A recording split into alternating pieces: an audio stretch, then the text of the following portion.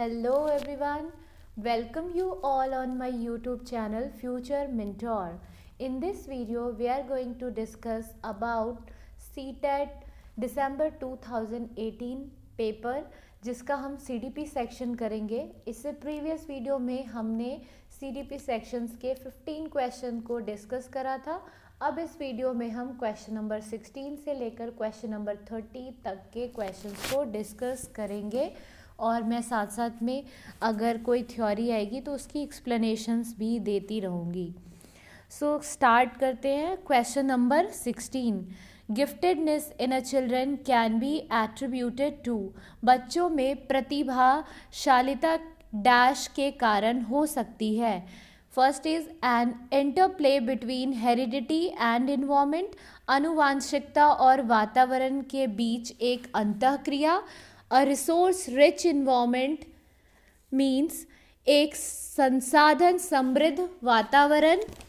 A successful parents, a disciplined routine. सफल माता पिता या फिर एक अनुशासित दिनचर्या.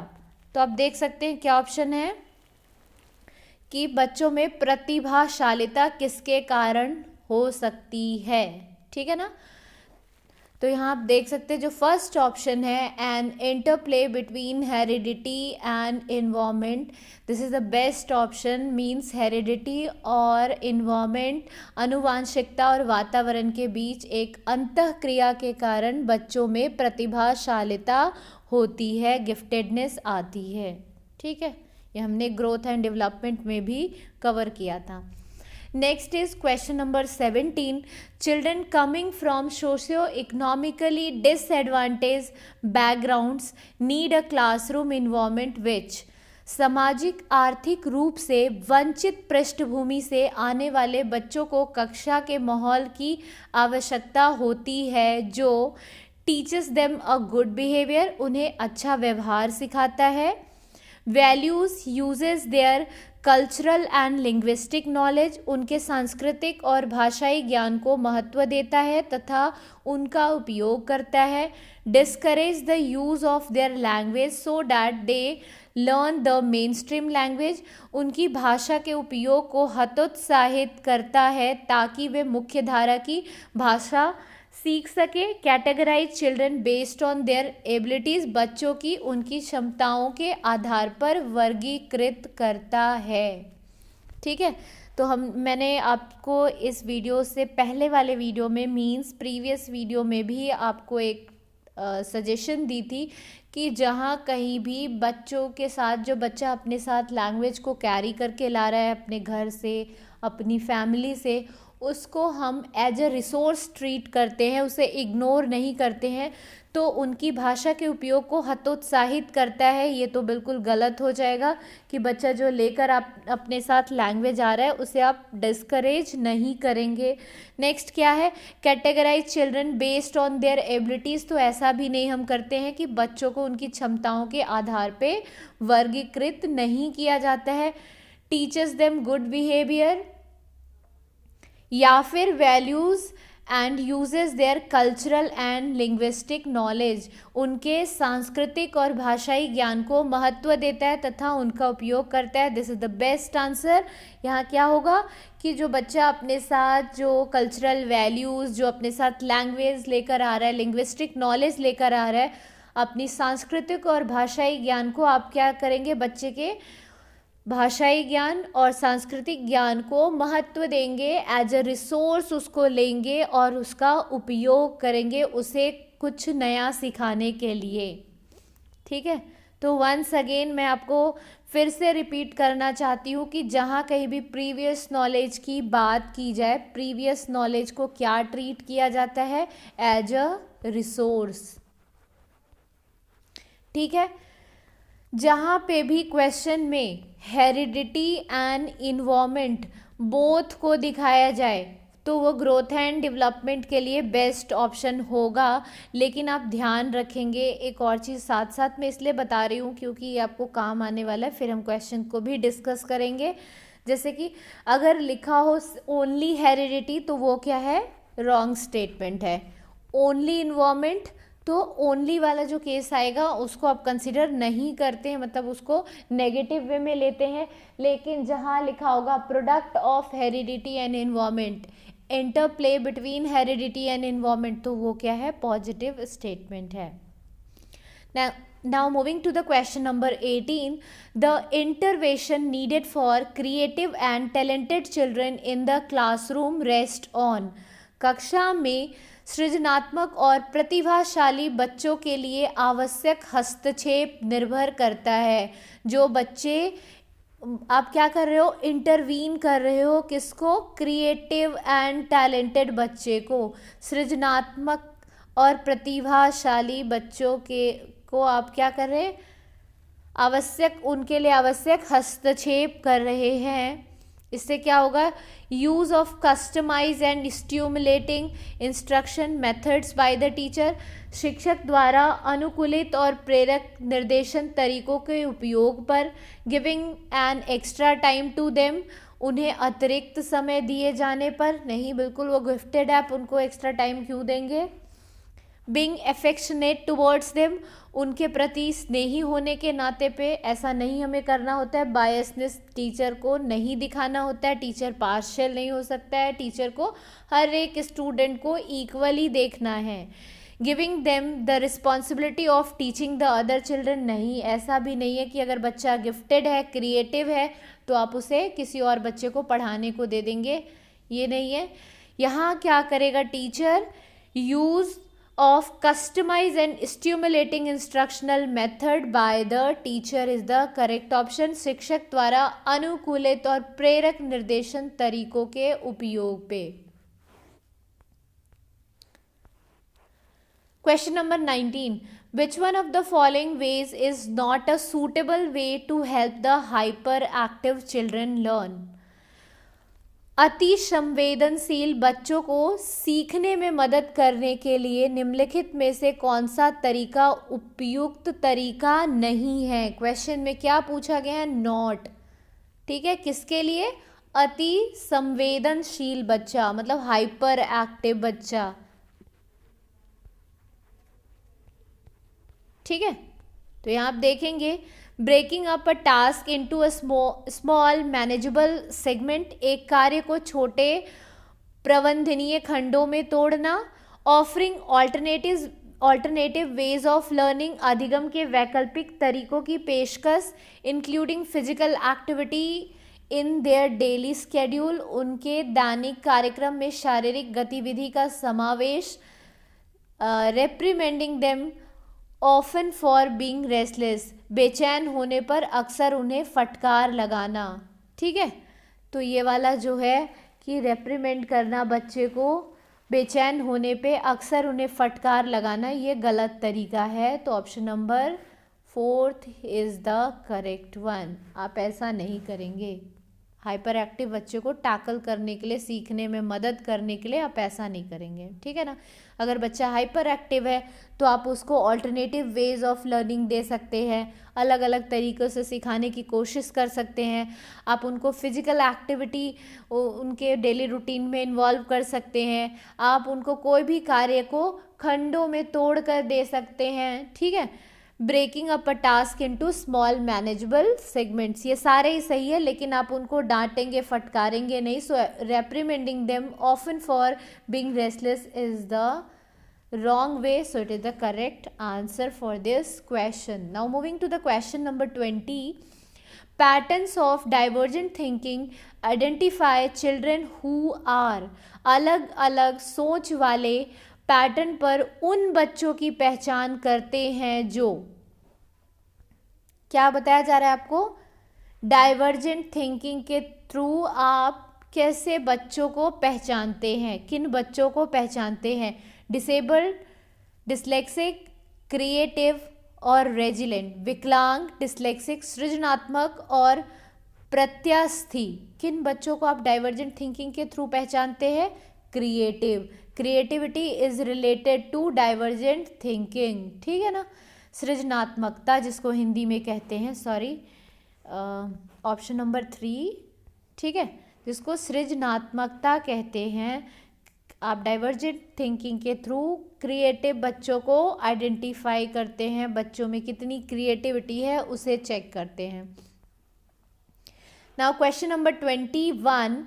Which one of the following does not describe the way in which teacher can model a problem solving for a children in the classroom? निम्नलिखित में से कौन सा शिक्षक द्वारा कक्षा में बच्चों के लिए समस्या हल करने के तरीके का वर्णन नहीं कर सकता है? ठीक है, not. Again not. First one is discuss your thought process about solving a particular problem. किसी विशेष समस्या को हल करने के बारे में अपनी विचार प्रक्रिया पर चर्चा करना. Be honest about making a mistakes while solving something. कुछ हल करते समय गलतियों को करने के प्रति ईमानदार रहना. Use vocabulary like think, ideas, trial and different answer. सोच, विचार, परीक्षण और विभिन्न उत्तरों जैसी शब्दावली का प्रयोग करना.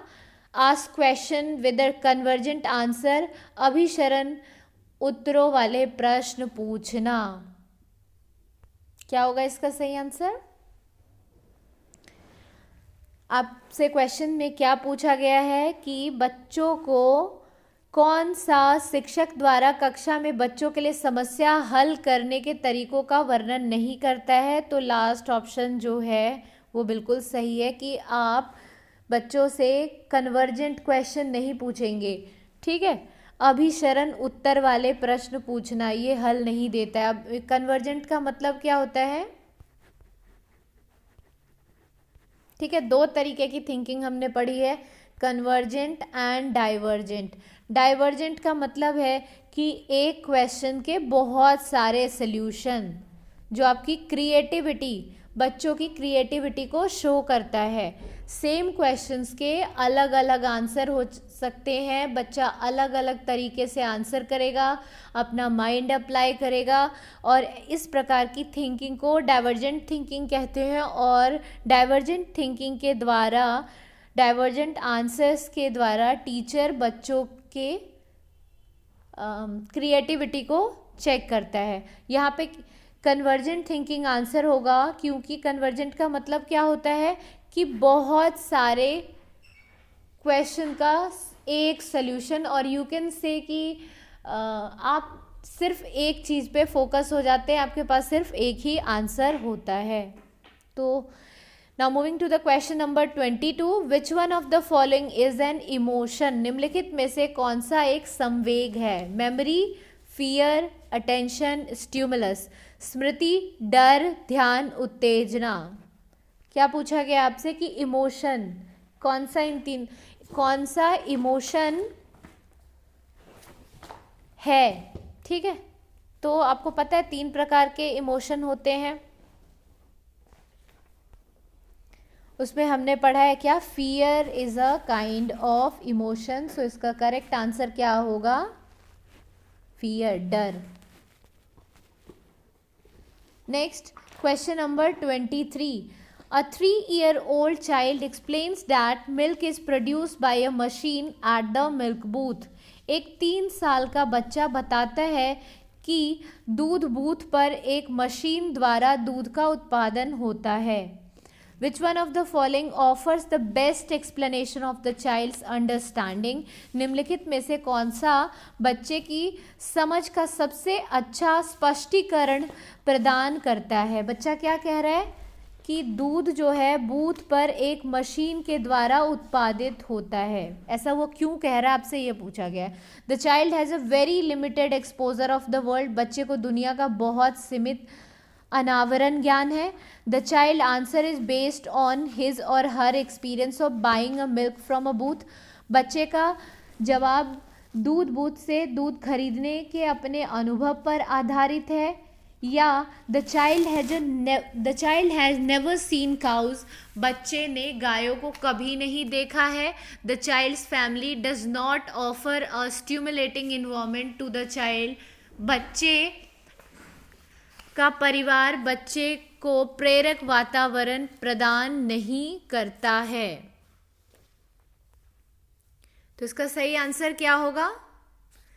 ये किस पे डिपेंड करता है कि बच्चा ऐसा कह रहा है कि दूध जो है वो बूथ पे उत्पादित होता है। बच्चे का जो अनुभव है वो बार बार, मतलब the child's answer is based on his or her experience of buying milk from the booth. मतलब वो मिल्क बूथ से दूध लेकर आता है, इसलिए उसको ऐसा लगता है कि जो दूध का उत्पादन होता है वो मिल्क बूथ पे ही होता है। So the correct option is option number 2। ये क्वेश्चन 2018 में भी आया हुआ है और 2019 में भी पूछा गया है। Question number 24, which one of the following best describes a teacher's role? निम्नलिखित में से कौन सा शिक्षक की भूमिका का सबसे अच्छा वर्णन करता है? Teacher's most important role in a classroom is to maintain discipline. कक्षा में शिक्षक की सबसे महत्वपूर्ण भूमिका अनुशासन को बनाए रखना है। Second, a teacher should adhere to the prescribed text book. एक शिक्षक को निर्धारित पाठ्य पुस्तक का पालन करना चाहिए। Completing the syllabus on a time, leaving enough time for revision is important. पाठ्यक्रम को समय पर पूरा करने के साथ साथ दोहराने के लिए पर्याप्त समय देना महत्वपूर्ण है। Creating a relax space where a children learn through dialogue and inquiry. आराम के लिए जगह बनाना जहां बच्चे संवाद और पूछताछ के माध्यम से सीखते हैं। तो इसका सही आंसर क्या होगा कि टीचर का जो मेन रोल है, बेस्ट रोल है, वो क्या है कि एक रिलैक्स स्पेस बनाना जहाँ पे चाइल्ड जो है वो डायलॉग्स के थ्रू, इंक्वायरी के थ्रू लर्न कर रहा है। क्योंकि यहाँ पे किसकी बात की गई है? यहाँ पे कंस्ट्रक्टिविज्म की बात की गई है। यहाँ बच्चा एक्टिवली पार्टिसिपेट कर रहा है, वो खुद ही चीज़ों में इन्वॉल्व हो रहा है। सो this is the best answer. Teacher का काम होता है कि एज अ फैसिलिटेटर वर्क करना, बच्चे को पूरा टाइम देना सोचने के लिए, खुद से कर के सीखने के लिए, लर्निंग बाय डूइंग के लिए। So this is the best answer. So question number 24 का जो सही आंसर है वो है option number 4। Now moving to the question number 25, which one of the following classroom encourages rich learning? निम्नलिखित में से कौन सी कक्षा समृद्ध शिक्षा को प्रोत्साहित करती है? First option is a classroom with a variety of material displayed in the class beyond the reach of the children so that the material last longer. वह कक्षा जिसमें प्रदर्शित विभिन्न प्रकार की सामग्री बच्चों की पहुंच से परे हो ताकि सामग्री लंबे समय तक चले। क्या ये सही हो सकता है? मतलब बच्चों की समझ से ही बाहर है। किस में बात की गई है? तो ये तो बिल्कुल नहीं होगा। ऐसे कोई टूल्स, ऐसी सामग्री का क्या फायदा जब बच्चे समझ ही नहीं पा रहे। Second one is a classroom with a open activity corners and a variety of children's literature in an open shelves accessible any time of the day. वह कक्षा जिसमें खुली गतिविधि कोने में हो और विभिन्न प्रकार के बाल साहित्य खुली ताक में रखी हो जो दिन के किसी भी समय प्राप्त किया जा सके। बिल्कुल सही है। A classroom with neatly organised material in a cupboards brought out once a week for a free play. अलमारी में अच्छी तरह संगठित सामग्री वाली कक्षा जहां सामग्री को सप्ताह में एक बार मुक्त खेल के लिए बाहर लाया जाए। ये भी सही नहीं है ना, कि आप एक बार बाहर उन चीज़ों को ला रहे हैं, बच्चों को अपॉर्चुनिटी नहीं दे रहे हैं, तो ये भी रॉन्ग होगा। Next one is a classroom with a structured and plan learning driven by text book content. पाठ्यपुस्तक सामग्री द्वारा संचालित, संरचित और योजनाबद्ध अधिगम वाली कक्षा। So the best option is what? Option number 2। ठीक है। A classroom with open activity corners and variety of children's literature. वह कक्षा जिसमें खुली गतिविधि कोने को विभिन्न प्रकार के बाल साहित्य खुली ताक में रखी हो जो दिन के किसी भी समय प्राप्त किया जा सके। ऐसा नहीं कि वंस इन अ वीक ऐसे, है ना। सो option number 2 is the correct one. Question number 26. Which one of the following best describes the role of textbook in the classroom? निम्नलिखित में से कौन सा कक्षा में पाठ्य पुस्तकों की भूमिका का सबसे अच्छा वर्णन करता है? They are one of the resource and reference material available in the class. वे कक्षा में उपलब्ध संसाधन और संदर्भ सामग्री में से एक है. They maintain homogeneity in the learning across a state or the nation. वे एक राज्य या राष्ट्र में अधिगम में एक रूपता बनाए रखते हैं. They provide guidance to the teachers and parents about the course of study. वे अध्ययन के पाठ्यक्रम के बारे में शिक्षकों और माता पिता को मार्गदर्शन प्रदान करते हैं. They form the most essential learning resource in a resource starved context. वे संसाधन रहित संदर्भ में सबसे आवश्यक अधिगम संसाधन बनते हैं. तो इसका सही आंसर क्या होगा कि ये क्या है? They are one of the resource and reference material available in the classroom. Option number 1 is the correct one. Now moving to the question number 27.